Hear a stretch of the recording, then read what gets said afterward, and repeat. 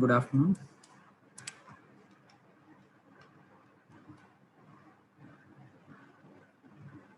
So in the previous sessions, we have discussed about the string handling in Java. So we have seen the mainly three classes: string class, string handler class, and then string builder class. So we have seen all the methods available in the string handler class as well as string builder class and then string class. Also, we have compared the each class, either string or string builder or string handler. So each class has its own pros and cons. So we have already seen the advantages and disadvantages of each class. So based upon the application, we have to choose the class.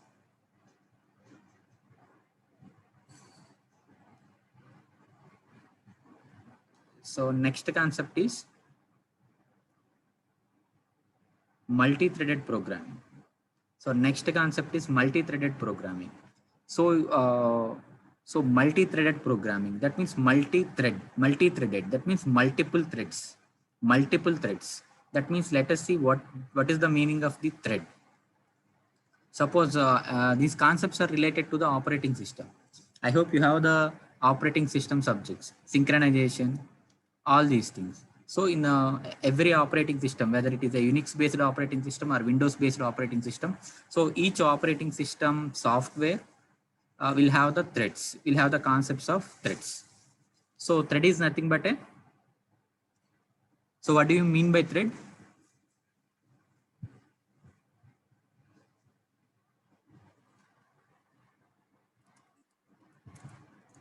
So what do you mean by thread? Thread is nothing but a program. Simply, thread is nothing but a program.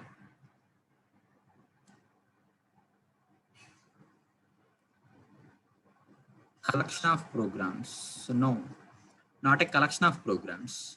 So collection of programs can be named as a process or a module. So let us see the hierarchy, then you will get to know the meaning of the threads. So in operating system, we have the process. Each thing is treated as a process. In operating system, everything is treated as, every task or every function is treated as a process. So what do you mean by process? Process is nothing but a simply a program. A program under execution. A program under execution is called process. That means we have a program. So we have a collection of programs. So let us see the example. Suppose I have a program P1. P1 is a process ID, program 1. And I have another program P2. And then I have another program P3. So like that, I have so many programs. For say I have 4 processes. So I have 4 processes: P1, P2, P3. I have 3 processes: P1, P2, P3. So P1 consists of some code. P1 has some modules: module 1, module 2, module 3. Likewise, P2 has some code. P2 process has some code, some program. Likewise, P3 process is also has some code, some functionality to implement. So here there is a difference between process and a thread. So process is nothing but a program under execution. So if you want to write a software, means we will give the instructions. We will write the instructions. So we will make the collection of instructions as a program. The program is nothing but a collection of instructions. We will instruct the computer. We will instruct the processor to do some task, to do some functionality. So that is the process, program. That is the program. So program is nothing but a collection of instructions. So in the hierarchy, highest level we have the instructions.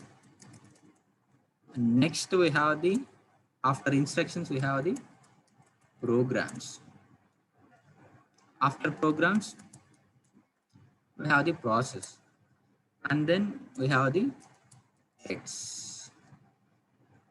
So these are the names. So these are the names used for the programs or some coding. some functionality, we will use these terminology. First one, instructions. Collection of instruction is called program. So process is nothing but a program under execution. That is nothing but a part of the program. We can call it as a part of the program. We have the P1, P2, P3, three programs. Here we have three programs. That means three programs are different. Three programs are different. That means three processes are different.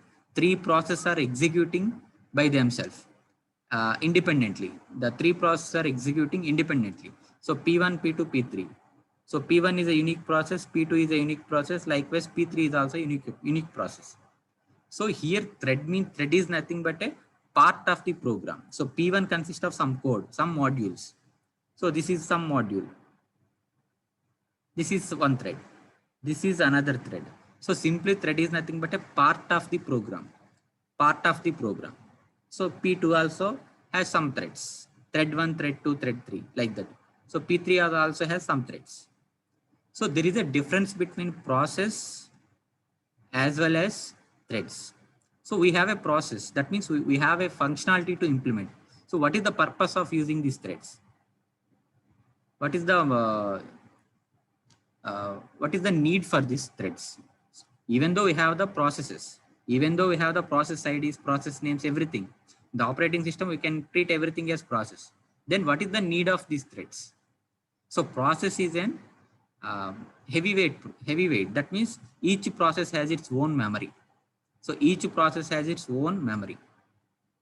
That means it occupies some memory. P1 has some memory. P1 has some memory. So likewise, P2 has some memory. Likewise, P2 is also have some memory. So each has its own memory as well as each has its own processing units. So that is a very heavyweight process, heavyweight thing. But whereas while coming to the thread is a lightweight process. Thread is a lightweight process. So multiple threads can share a common memory. So multiple threads can share a common memory. That means the memory utilization is very, very low. That means in a computer terminology, lightweight process and a heavyweight process means anything, either complexity in terms of complexity or everything. We have only two concepts. First one is memory, how less the program occupies the memory, and then how fast the program executes. One is memory utilization, and second one is processor capacity. So based upon these two things, we can say that the computer is efficient or not, the system is efficient or not, so the programming is efficient or not.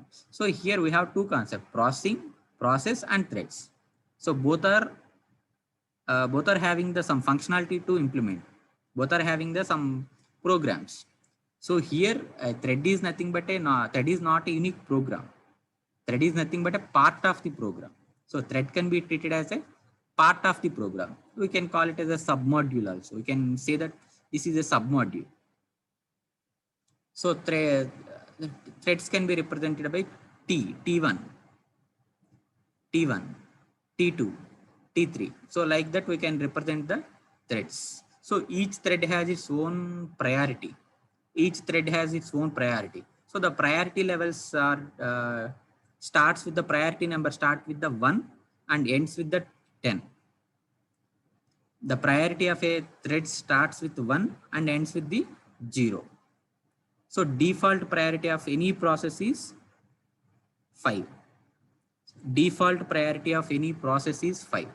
That means if you check the priority of that process means average, that means 110. In between 1 and 10, the average is nearly 5. The average is nearly 5. Minimum priority is 1. Maximum priority is 10. So here average priority is 5. That means by default, each process has the priority of 5. Each process has the priority of 5. So this is the process and difference between the process and threads. Simply a thread is nothing but a subprogram. We can call it as a subprogram or a part of the program. Part of the program. For suppose, let us see one program here. So this is a program. This is a big program. I have written this program. So we can have this block. So this block can be treated as a thread. That means it is a part of the program. A thread is nothing but a part of the program. So it has some functionality to implement. So this is thread 1. So this is another block. This is another thread, T2. So this is another block. This can be treated as another thread, T1, T2, T3. So a thread is nothing but a part of the program. A part of the program. That means a subprogram. So each thread may be dependent on the other threads or may not be dependent on the other thread. T1, T2. So T1 may depend on the T2, or T2 may depend on the T3. So the dependency may be or may not be there. If the dependency is more, then what happens? If the dependency is more between the two processes or two threads, then synchronization becomes very difficult. So coupling cohesion problems will arise. So that's why in programming or any software engineering task, the dependency is very, very low. We have to make the programs not dependent on other modules. So this is one thing.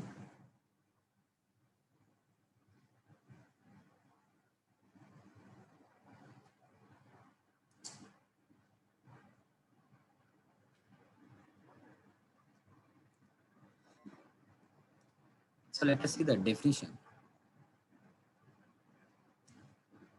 Programs may be divided into segments that can run independent of each other or minimal dependency, minimal interaction between them. So each segment may be considered as an independent path of execution. That is called a thread.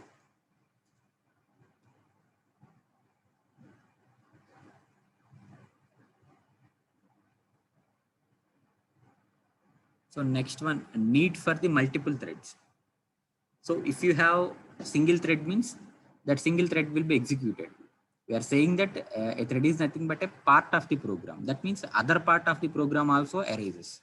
Other part of the program also there. That means there is a need for the other threads also. So if we have, we are saying that thread is a lightweight process. That means we can have the multiple number of threads. Even though we have the 4 threads, there is no burden on the processor or memory utilization. So then we can freely use the threads. So there is a need for the multiple threads.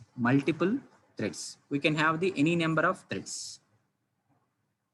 So let us illustrate this with an example. Multi-threaded programming for multi-core processor. So in general, in traditional systems, we have the single memory and single processor system. That means if you have, suppose for example, let us see this example.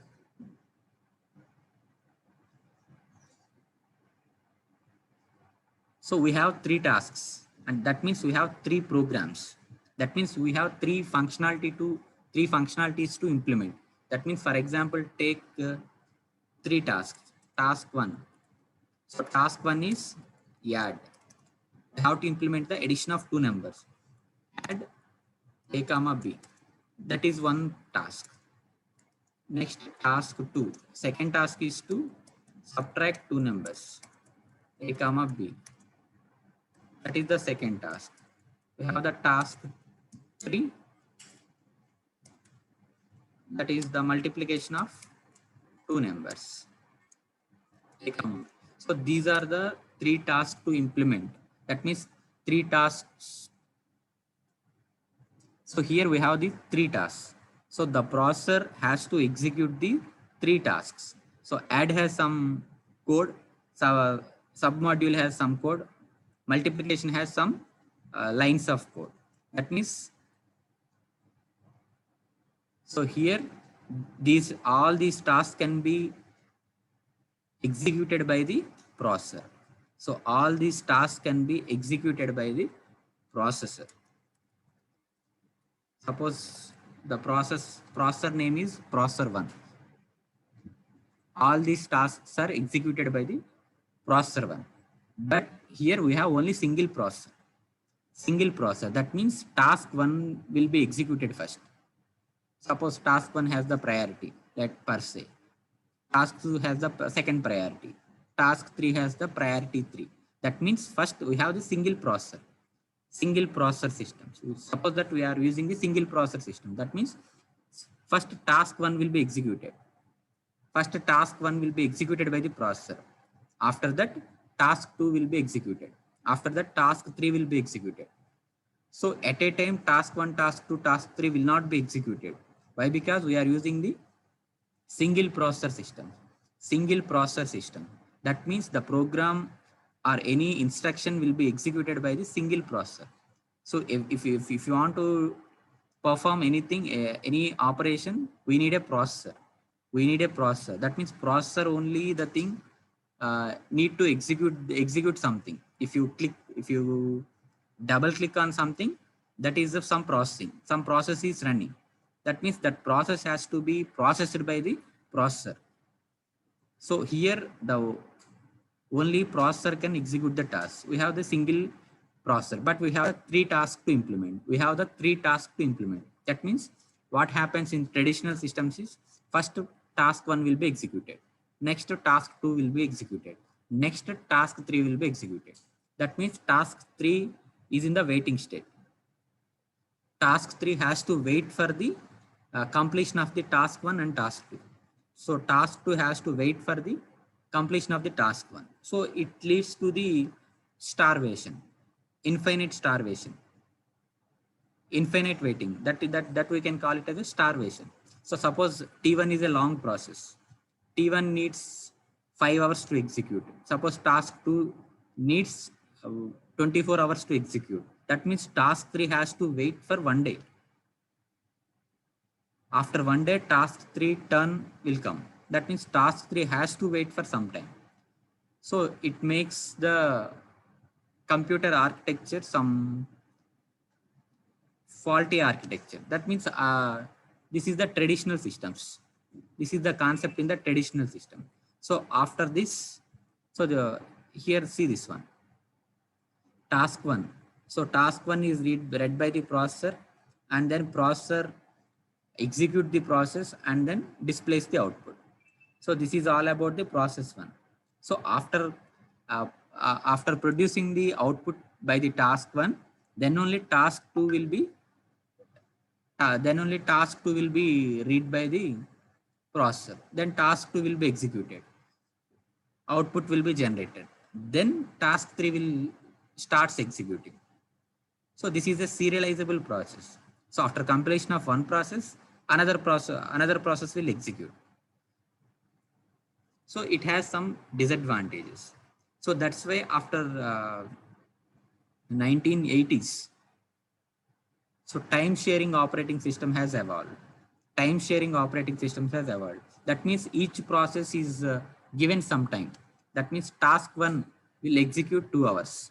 Task 2 will execute 2 hours. Task 3 will execute 2 hours. So after completion of the 2 hours, the context switching, we can call it as a context switching. That means switching from one process to other process. Switching from one process to other process is called context switching. So here after completion of the 2 hours, the processor is allocated for the task 2. So after completion of the 2 hours, processor is allocated for the task 3. So after completion of the 2 hours, so we are end up with the process task 3. So we don't have any tasks. Then again, task 1 will be executed, and again task 1 will be executed. So again task 1 is given 2 hours time. After completion of the 2 hours, the processor is given to the task 2. So those type of architecture is called as, so that can be called as time sharing operating systems. That is called as a time sharing operating systems. So let us see the example. So here task 1. Here we have the task 2. Here we have the task 3. So we have to execute the three tasks. But we have the only single processor.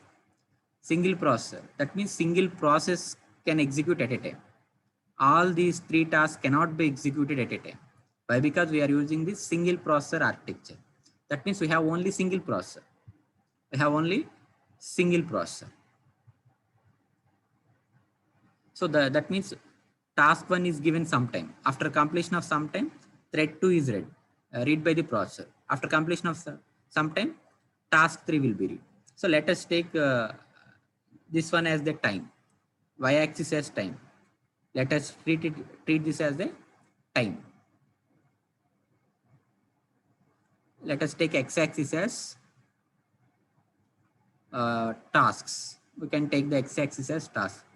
So y-axis as time. So here task 1 is read at the sometime. Suppose it is the time t1. Time t1. Task 1 is read by the processor at t1. Task 2 is read by the processor at time t2. So this is suppose take t0. This suppose take t0. So t1 process has started at time t0. Here task 2, t2, task 2. So t2 process starts at the time t1. Time t1. So this much t1 minus t0 time is allocated for the task 1. Next, after completion of the t1 time, next t3 process will start executing. So the time allocated for the t2 is t2 minus t1. So this is the time sharing operating system. So this is another scenario. So this is the first scenario and this is the second scenario. So let us move to the latest operating systems, latest processor technology. That is multi-core operating systems. Multi-core operating system. That means multiple cores are available. And that means multiple processing units are available. Multiple processing units are available to process the multiple tasks at a time. Multiple tasks at a time. Suppose we have the processor P. We have the processor. So suppose that we have the processor P.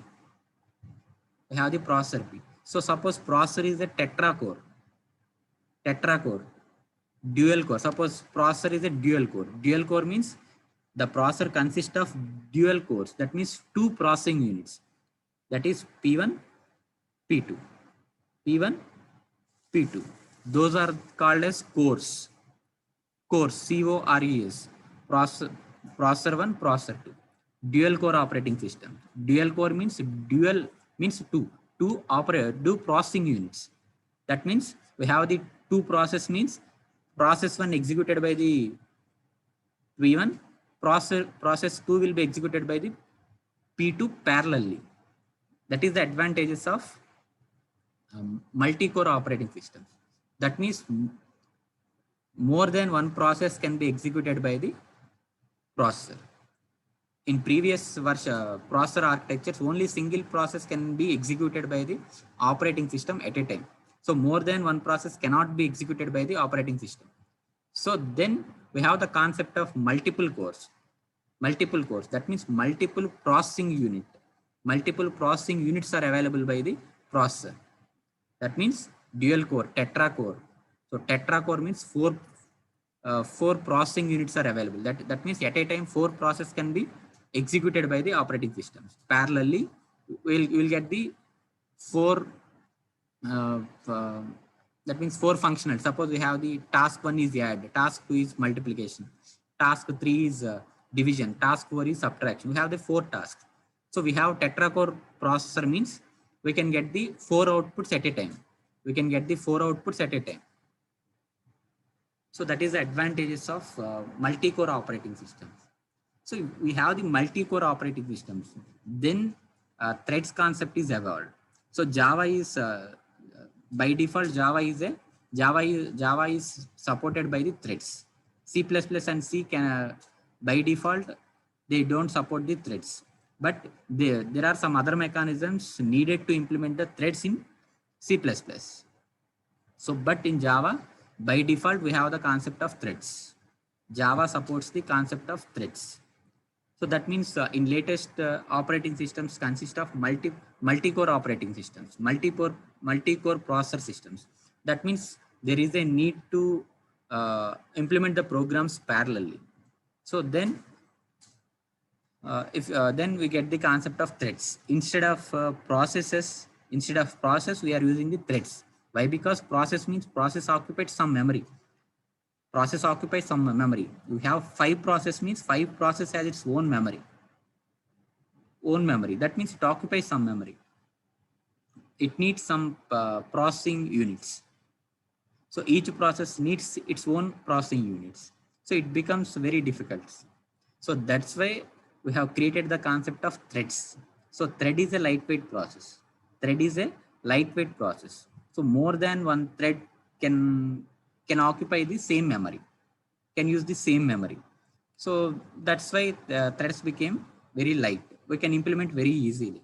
So if you create the process and we have the, if you create the process in order to have these functionalities, we need a process. Instead of processes, we can have the threads. So a single program can be divided into the threads. A single program can have the multiple threads. So those multiple threads can be dependent on each other, or they may not dependent on the each other. So see here, this is the core 1 tetra-core processing system. Core 1, core 2, core 2, core 3. We have 3 cores. That means 4 cores. So here thread 1, thread 2, thread 3, thread 0.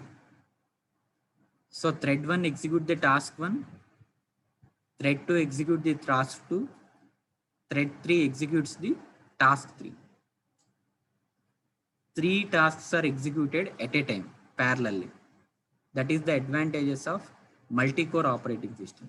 That is the advantages of multi-core operating systems and the concept of threads. So all the outputs are collected and then output is displayed here. So this is the concept of multi-core operating systems and threads.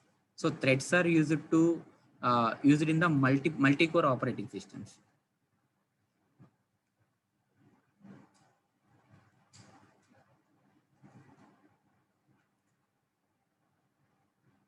So let us see this example. So in this diagram, we have n number of threads. That means orders. It can be treated as order 15, order 18, order 17. All these can be treated as threads. Here we have the main method. So main method means we have the public static void main method. So main method can handle these threads.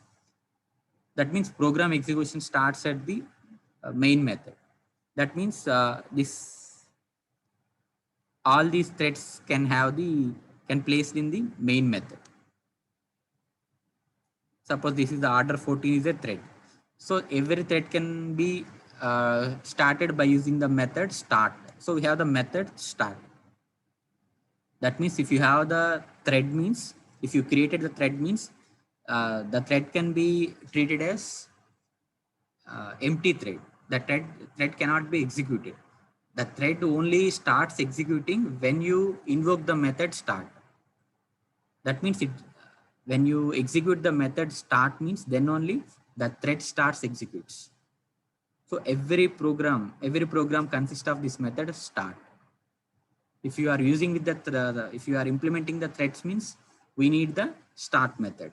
We need the start method. Whenever you invoke the method start, then only the thread will execute. Then only the thread will starts executing. Then scheduler. Threads can have the scheduler. You know the operating system scheduler. So scheduler means scheduling. That means at what time what process has to be executed. So at what time what thread has to be executed. So that can be done by the scheduler. So we have multiple core processing system: core 1, core 2, core 3, core 4. So the scheduler will schedule the threads to the empty cores. That means we have the thread 1, T1, T2, T3, T4. So T1 is allocated for core 1, T2 is allocated for T2, T3 is allocated for core 3, T4 is allocated for the core 4. Then T5 will come to the queue, T5, but the core is full. The processing units are full. So after, whenever the processing is completed by these all these cores, then only T5 will be allocated to the empty core. So the computer has some memory. So if the execution completed, then thread dies after run method. So whenever we start the thread means the run method will implicitly executed. Run method, we have the two methods here, very important methods. First one is start method and second one is the run method. So whenever you invoke the start method, then only the thread will starts executing the execution parts. Execution method will be placed in the run method. Run is the method, run is the predefined method. So in that we can write the our own logic or our own syntaxes.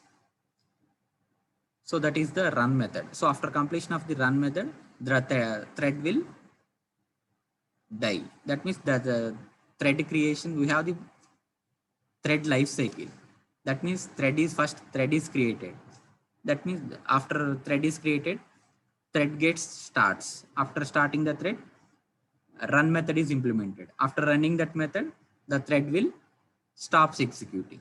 So these are the some states of the threads. So this will be discussed in the coming sessions. Next one. So thread class. So we have the class for predefined class for the thread, that is thread. So each and every class can extend the thread class.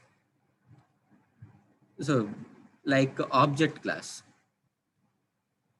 object is called as a universal superclass. All the other classes are extends the object class. So for exception handling, we have the exception class. We have the exception class. So for threads, we have the thread class. For arrays, we have the arrays class. So likewise, for some special purposes, we have the predefined classes in Java. That is thread class. Thread is a class, predefined class. So which is placed in the language package, java.lang.asterisk, which is placed in the language package, thread class. So the class consists of the some methods as well as the some constructors. There are so many ways to pass the constructors. So this thread class has some constructors. That means to initialize the threads, we will use the constructors. So empty constructor thread. So thread name and the constructor name will be the same. So every thread starts with the thread 0, thread 1, thread 2. So if you use the method get thread name, we have the method get thread name. Then the thread ID, get thread ID. So thread ID means thread IDs will be displayed. Thread 0, thread 1. Like that we have the numbering.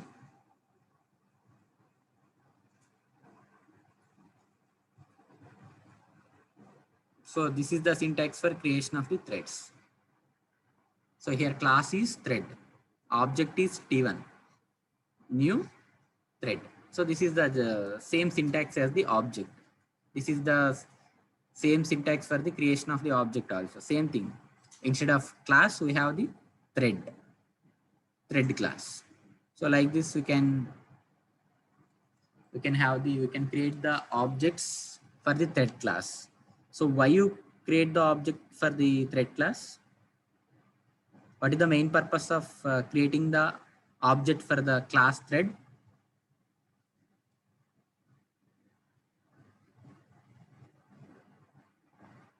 Anyone?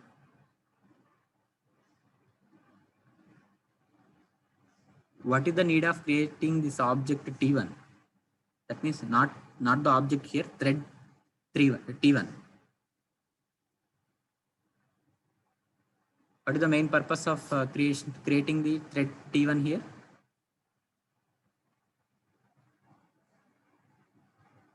So, so, so to access the methods, so we have created the object here T1. That means we have created the thread T1 here of type of class thread. That means class thread has some predefined methods. In order to access that predefined methods, we need an object. We need an object of type some class, thread class. So through this object, we can access the methods.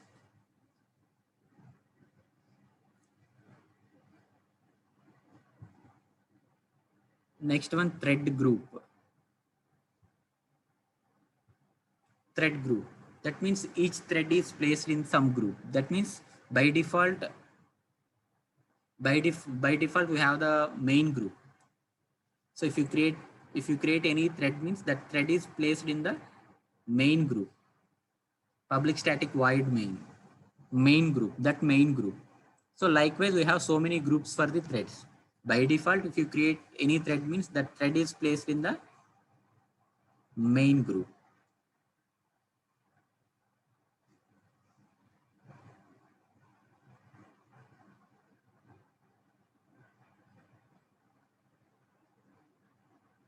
So next one, methods of thread class. We have so many methods in the thread class. So let us see one by one. Start method. So this method will be used by the each and every program in the threads. That means when you invoke this method start, then the start method makes the thread alive for execution. So creation of thread is not an important. When you start the thread, that is very, very important. Then run method. So it is the method that a thread execute. So thread can be executed whenever we implement the method run. And then is alive. So is alive is also a method. Is alive is also a method. So to check whether the thread is alive or not. That means thread is destroyed or not. If the thread is alive, it returns the true. If the thread is destroyed, then it displays the false. Get name. Get name is a method to display the name of the thread. Current thread. So current thread is a method. It returns a reference to the current running object. It returns the reference. That means reference means object T1, T2. Class name space object name is equal to new and then constructor name. So that is the syntax for creation of the object or thread. So here current thread means it will give the some reference. That means T1 dot current thread. That means it will give the reference this dot current thread. Set name, we can name the threads also by using the set name method. We can rename that. So by default, we can get the thread name as thread 0, thread 1 like that. We can rename that also. Next, sleep. Here I will discuss the most important one, sleep. So sleep means the thread execution stops for some time. Sleep means sleep of something, sleep of 500. That means sleep, the thread waits for the 500 milliseconds. Sleep method is used to stop the execution of the current thread.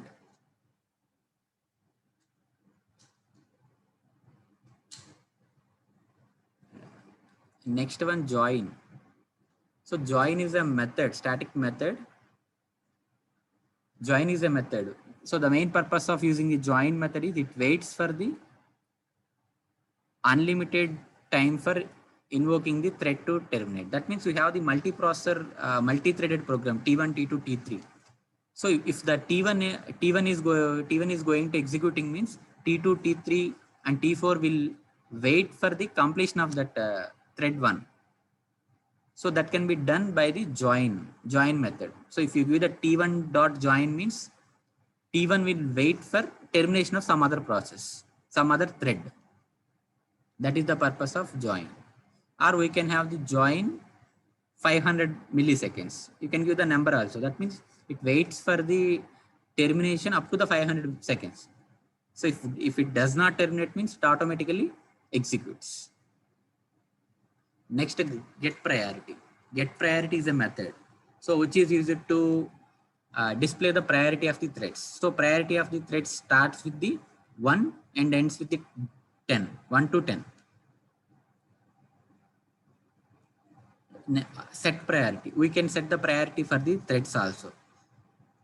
That means we can change the priority. If you do, by default, it has the priority value 5. Every thread has the priority value 5. So you can change the priority of that thread 5 to the 1 also. That can be possible by using the set priority method.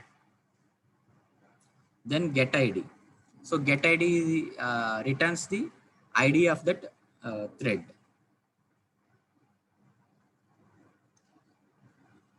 So likewise, we have so many methods in the thread class.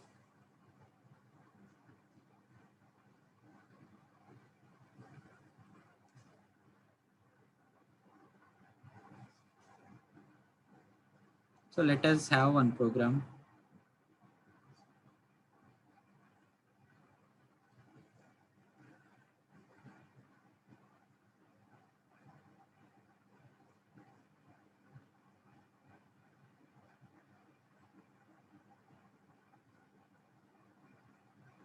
So let us see this program.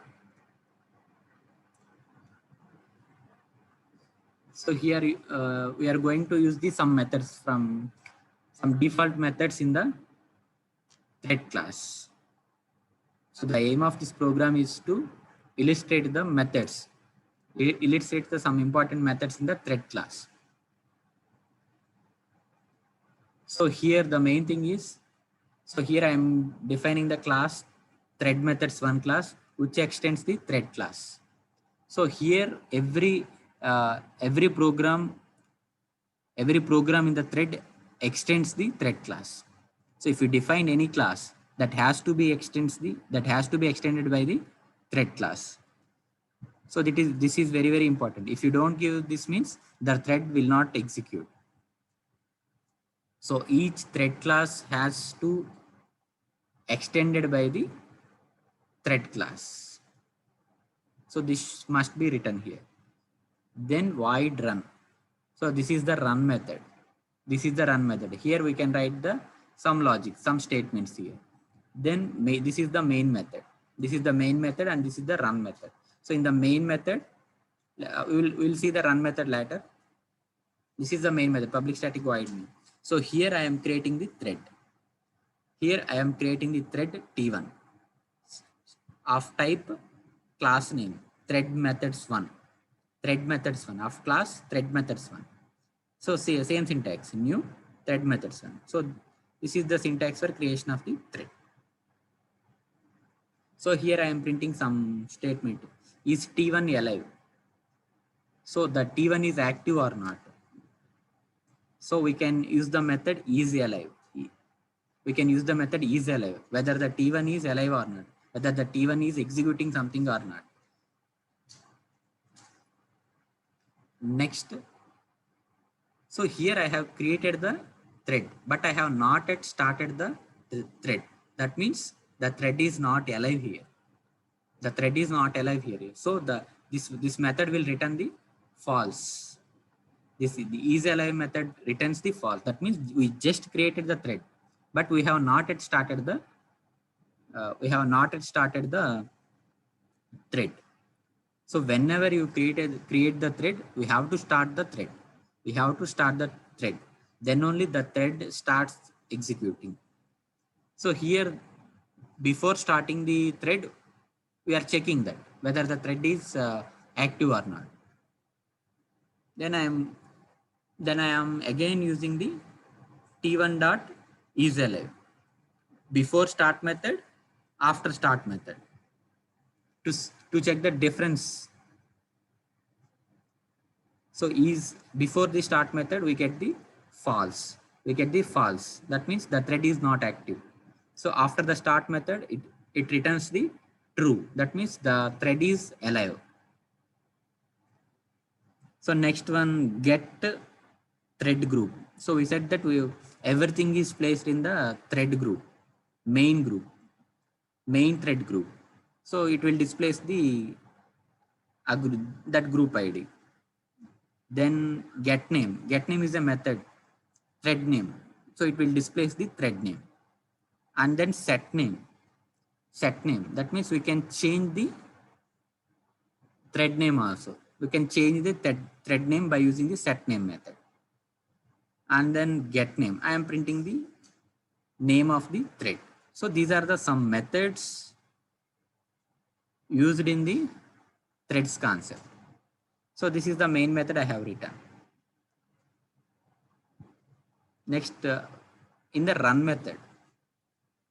So whenever you invoke the start method, it's automatically the control goes to the run method. The control goes to the run method. So implicitly, whenever you declare the invoke the method start, means it automatically goes to the run method. It automatically goes to the run method. So run method starts executing. Run method starts executing. So after executing the run method, this remaining thread statements will be executed.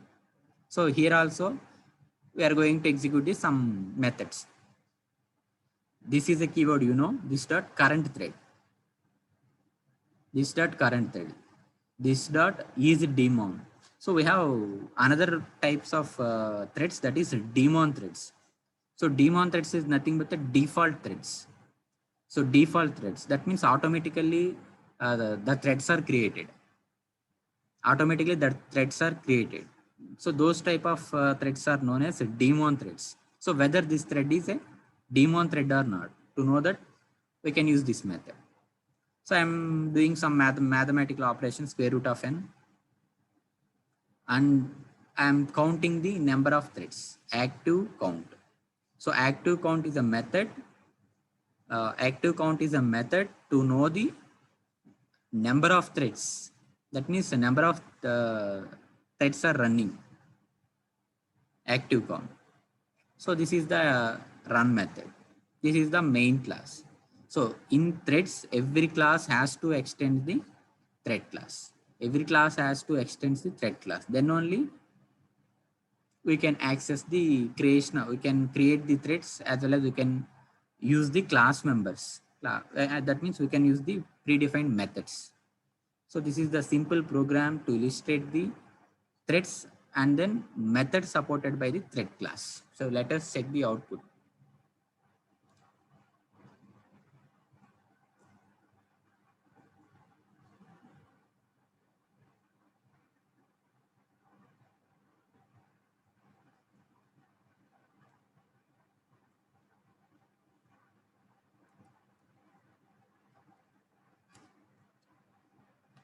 So check the output here.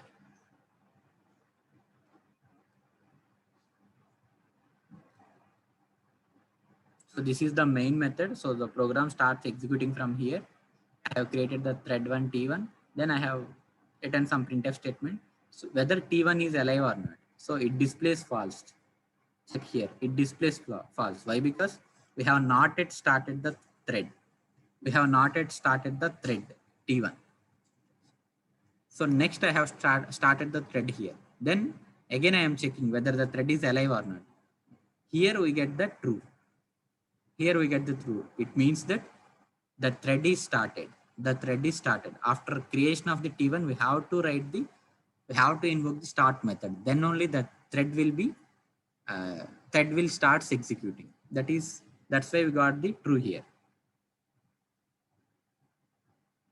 So whenever we invoke the method thread, then the control automatically goes to the run method.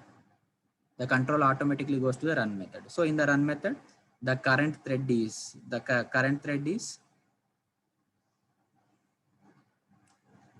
thread 0. The current thread is thread 0. So all the threads starts with the thread 0, thread 1, thread 2, thread 3. Like that we have the thread IDs. So this is the first thread I am creating. That's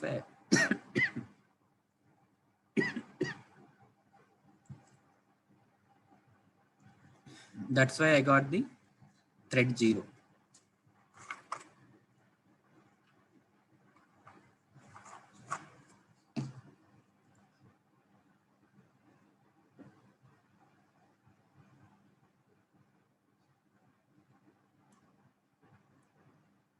So next I am getting the active thread or not. So is present thread is daemon thread or not? So we are getting the false. That means this is not a daemon thread. T1, we have created the thread T1. So this is not a daemon thread. That means background thread. This is the thread freshly we have created. That means it is not a daemon thread. That's why you got the false. Next, the name of the T1. Name of the T1 is thread 0. Name of the T1 is second thread. Here we have changed the thread name, set name. After execution sometime, the thread is switched to the run method. Here square root of 10 is 3.16. And we are printing the active count. Active count means how many threads are running now. Here we are running the two threads.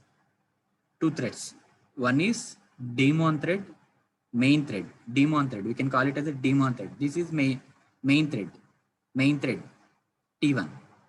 So here we are running the another thread, run method. That means it is the T2. We have two threads here. That is the active count. Active count is a method which is used to display the number of threads running. So here check that the program is switching between the threads. Here the program is switching between the two threads. Say after executing these statements, the program jump to the run method, second thread. After executing this thread, the program switches to this one. So the switching is very simple when we have the lightweight process. Switching, the process of saving the one process and switching to another process is called context switching. So this is very high weight process. That means it needs some memory. In order to save that process means we need some memory. It takes some time. But here in threads, we don't need to save the status of the current execution of the thread. So that's why threads are known as lightweight processes. So we don't need much memory to execute these threads. So this is the some methods in the threads.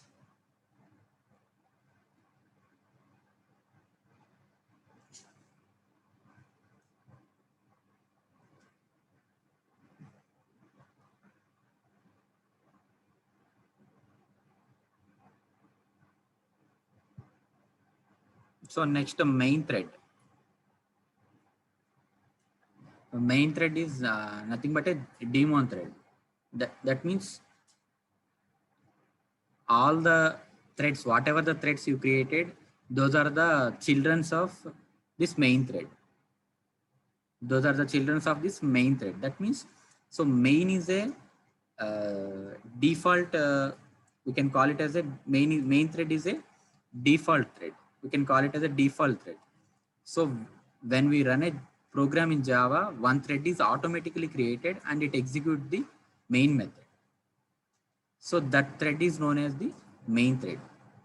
So for this, we don't create the thread. Automatically, the thread is created. By default, automatically the thread is created. That is called as main thread.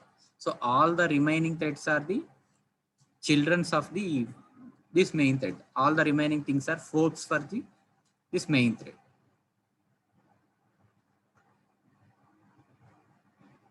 We can check by using the current threads.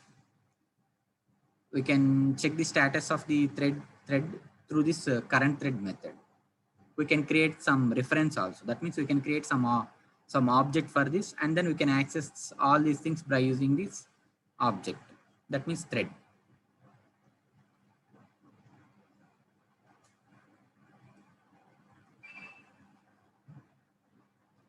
So this is the concept of the threads. So this is the concept of the threads. So in today's class, we have seen the what is the need of the thread, what is meaning of the thread, what is the need of the thread, what is the multiprocessor architectures, and then we have seen the thread class, and then we have seen some methods in the thread class. So let us see the syllabus.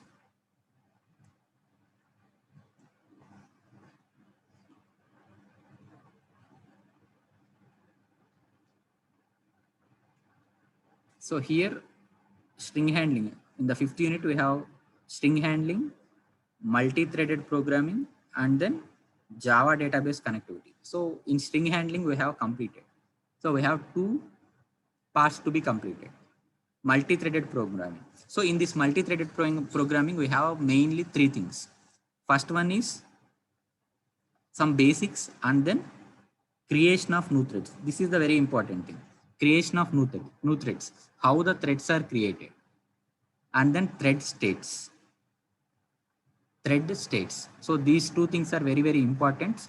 So this can be these two concepts can be covered in the next class. Tomorrow's third hour. Third hour, I will try to complete these two things: creation of the new threads and then thread states. After that, we have the small concept of synchronization and deadlock problems. So these are the small things. The main thing is creation of the new threads and then thread states. These two are the very, very important in the threads. So after that, we can complete the Java JDBC connections. So any doubts in this session?